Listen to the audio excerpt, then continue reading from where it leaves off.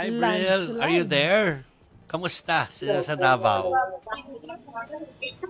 Yes, Chiki, Jovi, Maricel, alam nyo, pumunta tayo kaninang umaga sa pamunuan ng Department of Interior and Local Government dito nga sa Davao Region kung saan tatanungin sana natin kung ano ang mangyayari dito kay dating Pangulong Rodrigo Duterte na na-elect ngayon bilang alkalde ng Davao City.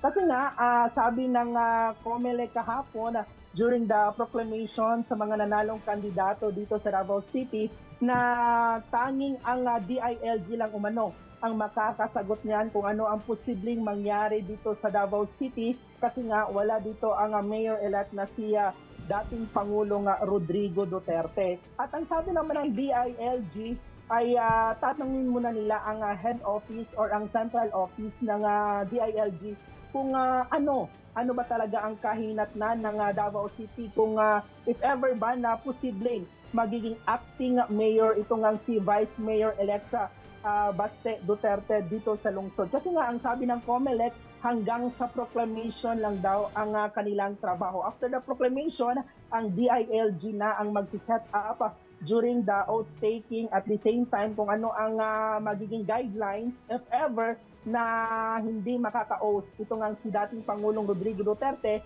na mayor-elect dito sa Davao City. Bril, meron ka bang nakausap from the Duterte family, VP Sara, Hanilet, Kitty, any from the Duterte family at meron ba silang mensahe para, hindi lang para sa supporters, pero sa taong bayan? Alam nyo kahapon during the proclamation, hindi nga dumalo itong si Vice Mayor-elect Baste Duterte at maging ang kanyang kapatid na si re-electionist at First District Congressman-elect na si Pulong Duterte. Ang tanging dumalo lang dito or kahapon sa proclamation itong ang mga anak ni Pulong at mga apo ni dating Pangulong Rodrigo Duterte na si Second District Representative-elect Omar Duterte at ito nga si First District Councilor-elect na si itong si Rigo Duterte. So, ang wala silang pahayag hanggang sa ngayon, itong mga kampo ng Duterte galing kay Vice President Sara Duterte ngayong araw after the election process. But prior from the election, according kay Vice President Sara Duterte, ay nagpapasalamat na siya sa lahat ng mga sumuporta sa kanilang pamilya na hanggang sa ngayon ay nandoon pa rin sa kanilang pamilya pumapanig para sa katotohanan at syempre sa katarungan. Any statements from the Nograles side o kahit sa ibang mga kalaban sa eleksyon ni dating Pangulong Digong? Alam mo, Chiki, ngayon ang araw, sinubukan natin kunan din ng pahayag itong ang mahigpit na kalaban ng pamilya Duterte, itong ang mga Nograles.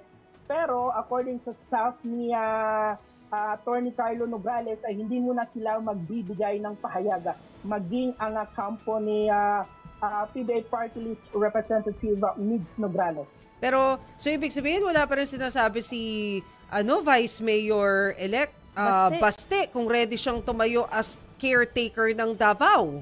Kasi parang siya yung pinaka-logical no? Although DILG yung magde-decide. Yes, tama ka nga dyan na Maricel, no? Hanggang sa ngayon ay wala pang komento or wala pang statement inong si Davao City Mayor at ngayon Vice Mayor-elect na si Baste Duterte kung ano ang kahinatnana ng Davao City ngayon. Kasi nga mga Duterte pa rin ang humahawak ng Davao City sa katatapos lang 2025 bilang Pilipino. Sa bagay, siya rin naman yung mayor. Parang itutuloy niya lang kung sakaling siya nga yung italaga ng DILG as caretaker. Okay. And dagdag ko lang, no, according sa pamilya Duterte, magdidesisyon lang umano sila hinggil kung ano man ang kinahinatnan ng lungsod after the oath-taking. Oo nga naman. Thank you very much, Bril Montalvo mula sa Davao, mga kapatid.